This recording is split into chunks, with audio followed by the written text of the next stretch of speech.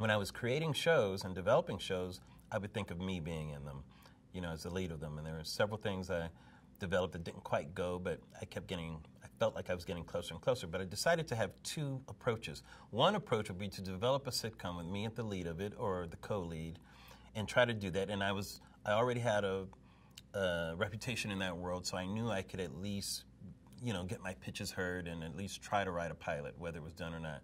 The other was for me to go down the personality road, like to do a talk show or that type of thing. And that goes to my stand-up roots, not the acting roots. But I hadn't done stand-up for a while, so I knew I needed to get back in touch with an audience before I could actually pitch me doing a talk show. Like I knew, this is my producer head is my most rational head. Yeah. That's why I don't have much of a performer's ego, because my producer ego is too rational. It says, no, Larry, you're not right for that. Don't even audition for it. What are you thinking? You know, because my actor's ego go, of course I'm right for it. Only I should be playing that. You know, it's funny. I don't have that ego at all. You know, which I'm not blaming actors for having it. They absolutely should have that. That's what makes them fantastic for a lot of things. You know, is they think they, of course, should be playing that. You know, I'm more the reluctant performer. You know, so so I knew that I did not at that time have a relationship with the audience, and I needed to develop that if I were going to create that. So I was going down two tracks. So while I was doing this, I had to figure out how to do this. Yeah. So I'll skip over this. I was in somebody's sitcom, I think in 2005, a pilot that didn't go, and it had people like Kristen Ritter in it, Ed O'Neill, Christine Baranski. It was this amazing cast. It was called Inseparable, and it was really funny, but it just didn't go. One of those things.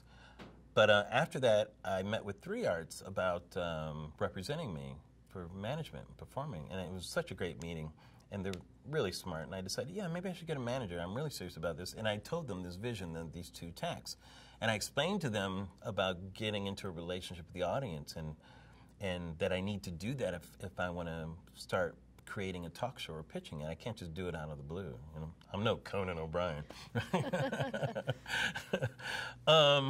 And so David Miner suggested The Daily Show. He said, you know, have a couple of clients at The Daily Show. Maybe that would be a way to get into a relationship with the audience, you know, while you're thinking of this other thing. Were you a fan already?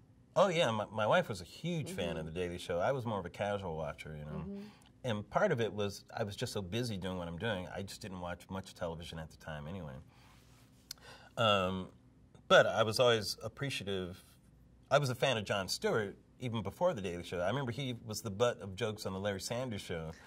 You know, a lot that, oh, they got guest host Jon Stewart. Like, he was some horrible guest host. It was funny, Jon's persona before he did The Daily Show was of this second-tier host of a talk show.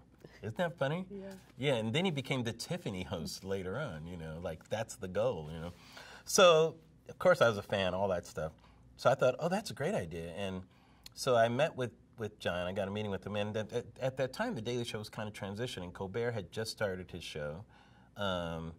Ed Helms was about to go to The Office. You know, it's funny because I was leaving The Office, the Daily Show. Oliver had just started, like a couple of weeks before.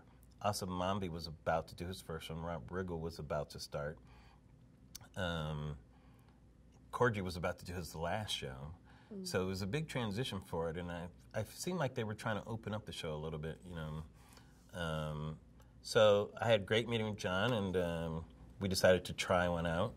I was very nervous because, you know, in your head are the people who are the most iconic, like Stephen Colbert. He was so good at that.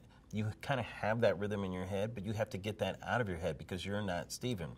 You have to find out who you are in doing that and do your version of you. You know, if you're doing an impression of Stephen, you will fail. You know? And this is interesting because before, where you left stand-up, you were just, you said, finding who that voice was. That's exactly right. So how did you position this for The Daily Show? But now I have to figure out who I am on The Daily Show, which is not quite me. Right. I'm fitting into what they're doing on television. But it's still a point of view. Thank God my producer head is taking over, not my actor's ego, so I have no problem with this, because to me it's a puzzle that I'm figuring out. So my ego has nothing to do with this. This is an exercise in figuring out, this is casting as far as I'm concerned.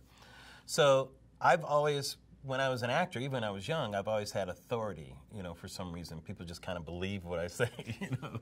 Even when I was young, I remember a casting director said, Larry, I can't wait for you to get older, because they thought I was older than, you know, how I was when I was young. So that's why even when I'm casted for things, I always get parts like a principals or, you know, the person who we're supposed to trust, doctors, that kind of thing, you know. So it makes sense that I would be an expert on something, you know. And since race is the thing that I've dealt with satirically over the years, it seemed like that would be a good thing.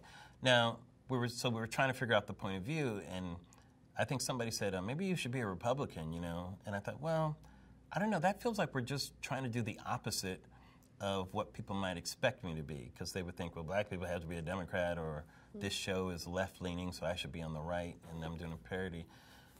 And I was thinking of myself, well, who am I? And I am more contrary than anything else, you know, because I like to figure out what I feel is the truth of something, regardless of what the world says. You know, I try to find what the truth is.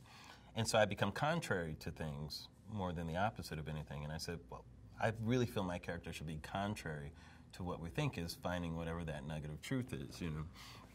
And once I landed on that, I kind of knew who I was supposed to be.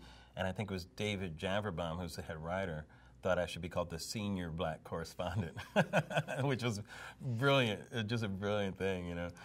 There were no other black correspondents. Yes, exactly. To That's exactly right. Daily Show was very white at the time, you know. Yeah. They got criticized for it. So me coming out as in fact, my first one, John said, we have our black correspondent, Larry Wilmore, and everybody claps, and I'm just silent. And he goes,